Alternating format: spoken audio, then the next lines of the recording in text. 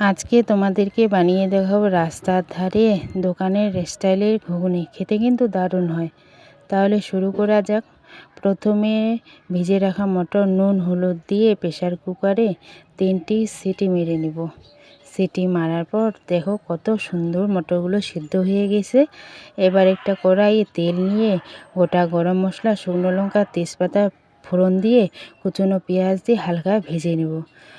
ভেজে নেওয়ার পর দিয়ে দিব রসুন আদার পেস্ট দেওয়ার পর একটু কষিয়ে নিয়ে দিয়ে দিব টমেটো কুচি দেওয়ার পর একটু কষিয়ে নিয়ে দিয়ে দিব আলু দেওয়ার পর নুন হলুদ দিয়ে একটু ভেজে নিয়ে দিয়ে দিব মটর সিদ্ধ করা জল দেওয়ার পর একটু কষিয়ে নিয়ে দিয়ে দিব জিরে ধনে শুকনো লঙ্কার গুঁড়ো।